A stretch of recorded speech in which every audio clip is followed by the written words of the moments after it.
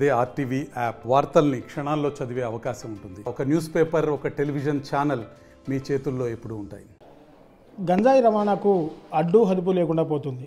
ఖమ్మం జిల్లాలో గంజాయి రవాణా మీద పోలీసులు ఉక్కుపాదం మోపుతున్నప్పటికీ కొన్ని చోట్ల గంజాయి గుట్టు చప్పుడు కాకుండా రవాణా నడుస్తూనే ఉంది. అసలు గంజాయిని పూర్తి స్థాయిలో అరికట్టాలంటే కొత్త చట్టాలు తేవాలా, లేకుంటే గంజాయి కేసులో దొరికిన నిందితులను కఠినంగా శిక్షించాలా, అసలు ఏం చేయాలన్నది పోలీసులకు ఇప్పటివరకు అర్థం కాని పరిస్థితిగా ఏర్పడింది. సో ఇదే ఖమ్మంలో గడిచిన నెల రోజుల్లో దాదాపు 10ల సంఖ్యలో గాంజా కేసులు నమోదయ్యాయి. సో ఈ వివరాలు పూర్తిగా తెలుసుకోవడానికి మన దగ్గర ఖమ్మం టాస్క్ ఫోర్స్ ఏసీపీ మనకు అందుబాటులో ఉన్నారు. మనం సార్ని అడిగి మరిన్ని విషయాలు తెలుసుకుందాం. సార్ నమస్తే, welcome to RTV. Sir, ganja కేసులలో పోలీసులు ఎప్పటికప్పుడు అప్డేట్ అవుతూ గంజాయి తరలించే అక్రమార్కుల మీద ఉక్కుపాదం మోపుతున్నప్పటికీ గంజాయి చాపకింది నీరులా ఉంటుంది. సో ఈ గంజాయి అక్రమ రవాణాను అరికట్టేందుకు పోలీసులుగా ఎటువంటి చర్యలు తీసుకుంటున్నారు సార్? ముఖ్యంగా అండి, మనకి ఖమ్మం జిల్లా చూసుకుంటే ఇది ఛత్తీస్గఢ్కి దగ్గరగా ఉండు, అట్లానే ఇటు ఆంధ్రప్రదేశ్ గంజాయి కల్టివేషన్కైనా మన ఈస్ట్ గోదావరి అను ఇటు విశాఖపట్నం యొక్క ప్రాంతాలకి దగ్గరగా ఉండు మనకి వల్ల మన వాళ్ళు ఏంటంటే ఈజీగా యాక్సెస్ ఉంటుంది.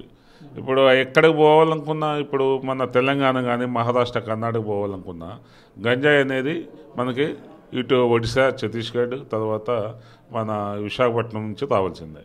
విశాఖపట్నం పోవాలంటే ఎట్లా పోవాలి, కొత్తగూడెం వచ్చి కొత్తగూడెం నుంచి మన ఖమ్మం మీద నుంచి హైదరాబాద్ పోయి హైదరాబాద్ నుంచి ఇటు బెంగళూరు కానీ మహారాష్ట్ర కానీ హైదరాబాద్ సిటీ కానీ అట్లా పోతూ ఉంటుంది. దాంతో ఏమవుతుందంటే ఈ రూట్ అనేది ఇది గంజాయికి ఒక రూట్ అయిపోయింది ఇది ఖమ్మం.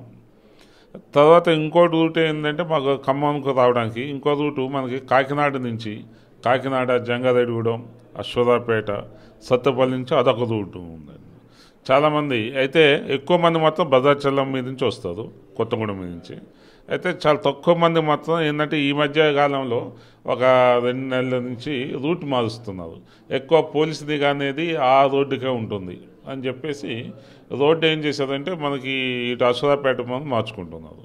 సో మేము ఆ రూట్లో కూడా మేము చూస్తున్నాం. ఇంకొక రోడ్డు ఉంది కానీ ఆ రోడ్లో అయితే ఇంతవరకు గంజాయి అనేది అది నడపడలేదు. నూజివీడు నుంచి తిరువురు, కల్లూరు మీద నుంచి మేము ఇంతవరకు ఐడెంటిఫై చేయలేదు. ఆ రోడ్డు నుంచి ఎక్కువ మాత్రం 80% ఏమో భద్రాచలం మీద నుంచి వస్తుంది, భద్రాచలం కొత్తగూడెం నుంచి. ఒక 20% మన అశ్వరాపేట మీద నుంచి, సత్తుపల్లి మీద నుంచి అట్లా వస్తుంది. అయితే ఇక్కడ గంజాయి ఏమవుతుందంటే మన వాళ్ళు అంతకుముందేమో పెద్ద పెద్ద వెహికల్స్ పోయి ట్రాన్స్పోర్ట్లో తీసుకొచ్చేవాళ్ళు. కానీ ఈ మధ్య మన వాళ్ళు ఏమవుతుంది, పిల్లలు కాలేజ్ యూత్ పిల్లలు ఏం చేస్తున్నారంటే ఇప్పుడు ప్రతి ఒక్కరు కూడా మత్తు కావాలని కోరుకుంటున్నారు. కోట బాటిల్ కొనుక్కొని తాగాలంటే దాన్న విస్కీ తాగాలంటే మినిమం వచ్చి 250-300 రూపీస్ అవుతుంది. ఇదే అయితే సిగరెట్ రూపంలో దీన్ని గంజాయి తెచ్చుకొని సిగరెట్లో పెట్టుకుని తాగితే 15 రూపాయలు 20 రూపాయలు వాళ్ళకి కావాల్సిన కిక్ అనేది వస్తుంది. అందువల్ల యూత్ ఎక్కువ మంది కూడా చీప్ అండ్ బెస్ట్గా ఉంటుందని చెప్పేసి దీనికి అలవాటు పడుతున్నారు. ప్రధానంగా గంజాయి అక్రమ రవాణా చేసే వ్యక్తులు వాళ్ళ వెహికల్స్కి సపరేట్ ఒక మోడలింగ్ చేసుకుంటున్నారు. అంటే పోలీసులు కనిపెట్టలేని ప్లేసులు, అంటే కింద సపరేట్గా ఒక బాక్స్ కట్టించుకోవడము, లేదా పెట్రోల్ ట్యాంక్ అయితే పెట్రోల్ గ్యాస్ పెట్రోల్ బండ్లు అయితే ఆ పెట్రోల్ ట్యాంకులలో కూడా ఆ గాంజా తరలిస్తున్నప్పుడు పోలీసులు కూడా ఎంతో చాకచక్యంగా పట్టుకున్నారు. సో ఇలాంటి అంటే ప్రత్యేక రవాణా ప్లాన్ చేసుకున్న అక్రమార్కుల్ని ఏ విధంగా గుర్తిస్తున్నారు సార్ పోలీసులు? అంటే పక్కా ఆధారాలు ఉంటాయా, లేకుంటే రైడ్ చేసే టైంలో ఉంటుందా, లేకపోతే ఏ విధంగా ఉంటుంది సార్ అసలు? అయితే జనరల్గా అండి ఇప్పుడు మేము ఏం చేస్తుంటే ఏదైతే మాకు ఇన్ఫర్మేషన్తో పోలీస్ అనేది మేము ఇన్ఫర్మేషన్తోనే మేము సపరేట్ ఆపరేషన్స్ అని కండక్ట్ చేస్తాం. ఇన్ఫర్మేషన్తోనే వాళ్ళు ఏ వెహికల్లో పోయేదని చెప్పేసి. నిజంగా మీరు అన్నట్టు చాలా వెహికల్స్లో మీకు పట్టుకున్న తర్వాత గంజాయిని ఇన్ఫర్మేషన్ ఉంటుంది. వెహికల్ ఎక్కడ చూసినా మాకు గంజాయి దొరకదు. గంజాయిని లాస్ట్కి స్టెపిన్ టైర్లు ఉంటాయి. ఆ స్టెపిన్ టైర్లో పెట్టుకొని కూడా వచ్చిన రోజులు ఉన్నాయి. ఆ స్టెపిన్ టైర్ని ఎవరు కూడా జనరల్గా తీసి చెక్ చేయరు, వాళ్ళు చూసేది. అట్లయినా సపరేట్గా ఎక్కడైనా ఉంటే వెహికల్ ఉంటే దానికి కింద వెల్డింగ్ చేయించి ఒక సపరేట్గా ఒక అలమారాలాగా తయారు చేస్తారు. చెక్ చేస్తే దాంట్లో ఏమి ఉండదు. అది చెక్ చేస్తే కనిపిదు. అట్లా కొన్ని వెహికల్స్ రీమోడలింగ్ చేసి ఈ విధంగా చేస్తున్నారు. రీమోడలింగ్ చేసుడు కూడా అది ఇల్లీగలే. మేము దొరికినప్పుడు మన ఎంఈ యాక్ట్ ప్రకారం ఆ సెక్షన్స్ కూడా మేము పెట్టి అరెస్ట్ చేస్తున్నాం. అయితే ఈ విధంగా మేము పోలీస్ అనేది తప్పనిసరిగా ఇన్ఫర్మేషన్ మీద, ఎందుకంటే మాకు ఉన్నది ఇది ఒక్కటే కాదు, చాలా పనులు ఉంటాయి. ఇన్ఫర్మేషన్ లేకుండా ఓన్లీ వెహికల్ చెకింగ్ చేసుకుని కూర్చుంటే మిగిలిన ల్యాండ్ ఆర్డర్ ప్రాబ్లమ్స్లో ఇన్వాల్వ్ కాలేకపోతాం. కాబట్టి మేము ఓన్లీ స్పెసిఫిక్గా ఇన్ఫర్మేషన్ ఉందంటే అదే మేము రేట్ చేసి వాళ్ళని పట్టుకోవడం జరుగుతుంది. అట్లా పాత గంజాయి తాగిన వాళ్ళ మీద, గంజాయి రవాణా చేసిన వాళ్ళ మీద కూడా మేము నిఘా పెట్టి వాళ్ళ మీద కూడా మన ఖమ్మం జిల్లాలో టాస్క్ ఫోర్స్ ఏసీపీగా నేను ఇక్కడ పిలిపించి కౌన్సిలింగ్ చేస్తున్నా, వాళ్ళ మూమెంట్స్ అన్ని ఐడెంటిఫై చేస్తున్నాను. అట్లానే ఇంకా వాళ్ళు యొక్క రిలేటివ్స్ కానీ వాళ్ళ ఫోన్లో కూడా చూస్తున్నాం, ఫోన్లో ఎవరితో మాట్లాడుతున్నారు, ఎక్కడికి అవుతుందో వాళ్ళ మూమెంట్ ఏందని కూడా మేము అబ్జర్వేషన్ చేస్తున్నాం. అదంతా కూడా మీ గంజాయిని ఇక్కడ మా ఖమ్మం జిల్లా లేకుండానే, కానీ మా ఖమ్మం జిల్లా నుంచి పోతుంది, కానీ ఖమ్మం జిల్లాలో తాగేది తక్కువ. కానీ మేము ఎక్కువ మందిని అటు పోయి ఆంధ్ర, ఇటు మన మహారాష్ట్ర, కర్ణాటక, ఇటు హైదరాబాద్ పోయే వాటినే చాలా వెహికల్స్ని మేము ఇంటర్సెప్ట్ చేసి ఆఫ్ చేసి పట్టుకొని కేసులు పెట్టి జైలుకి పంపడం జరిగిందండి. లాస్ట్ ఇయర్ 2023లో వచ్చేసి దాదాపు ఒక 29 కేసులు పెట్టామండి. 29 కేసులు రిజిస్టర్ చేసాం. మేము ఒక టాస్క్ ఫోర్స్లు పట్టుకున్నాయి, 29 కేసులు ఉన్నాయండి. దాంట్లో 37 మంది ముద్దాయిలు ఉండే, దాంట్లో లేడీస్ ఉన్నారు, జెంట్స్ ఉన్నారు. తర్వాత వెహికల్స్ కూడా సీజ్ చేసాం. దాదాపు 400 కేజీల గంజాయిని లాస్ట్ ఇయర్ సుమారుగా సీజ్ చేయడం జరిగింది. ఇదంతా కూడా ఓన్లీ స్పెసిఫిక్ ఇన్ఫర్మేషన్తోనే ఈ విధంగా చేసి వాళ్ళని పట్టుకొని మేము జైలుకి పంపడం జరిగింది. అయితే లోకల్ యూత్ పిల్లల మీద కూడా ఉన్నాయి, కొద్దిగా కాలేజీలు ఉన్నాయి, ఇక్కడ ఉంది ఇంటర్మీడియట్ కాలేజీలు, వాటి మీద కూడా నిఘా పెట్టాము. తర్వాత హాస్టల్స్ మీద నిఘా పెట్టాము. తర్వాత గతంలో యూత్కి సిగరెట్ తాగడం ఒక ప్యాషన్ ఉండేది. ఇప్పుడు ఆ సిగరెట్ అనే దాంట్లో గంజాయి సిగరెట్ తాగడం కింద ప్యాషన్గా అయింది. మాకు దాని మీద కూడా దృష్టి పెట్టామంటే కాలేజీల కాడ నిఘా ఉంది, అన్నీ ఉన్నాయి. కానీ ఎవరైనా ఈ విధంగా చేస్తే కఠినమైన చర్యలు తీసుకుంటాం. వాళ్ళ మీద హిస్టరీ షీట్స్ ఓపెన్ చేస్తున్నాం.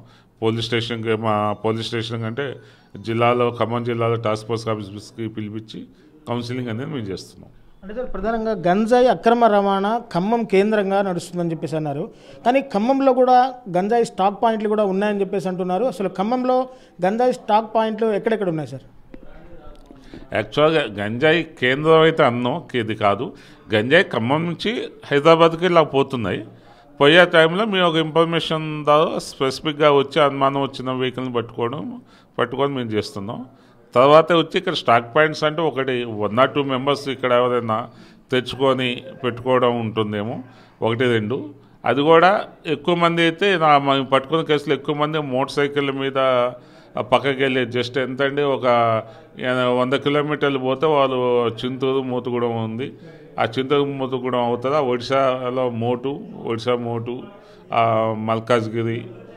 మల్కాజ్గిరి డిస్టిక్లో బలిమెల ఎన్ని ఉన్నాయి. అటువైపు నుంచి గంజాయి బాగా వస్తుంది మనకి. ఛత్తీస్గఢ్లో కుంట ఏరియాలో ఉన్నాయి. కుంట ఏరియాలో స్టాక్ పాయింట్స్ ఉన్నాయి. అక్కడ నుంచి తెచ్చి కుంట ఏరియా పెట్టుకొని కుంట ఏరియా నుంచి మన వాళ్ళకి ఇస్తుంటే తెచ్చుకుంటున్నారు. కానీ ఖమ్మం నుంచి మాత్రం ఎక్కువ పోయి తెచ్చుకున్న వాళ్ళు మాత్రం ఒక 2 కేజీలు 3 కేజీలు మ్యాక్సిమం 5 కేజీలు 5 kgs to 10 kgs లోపే తెచ్చుకుంటున్నారు.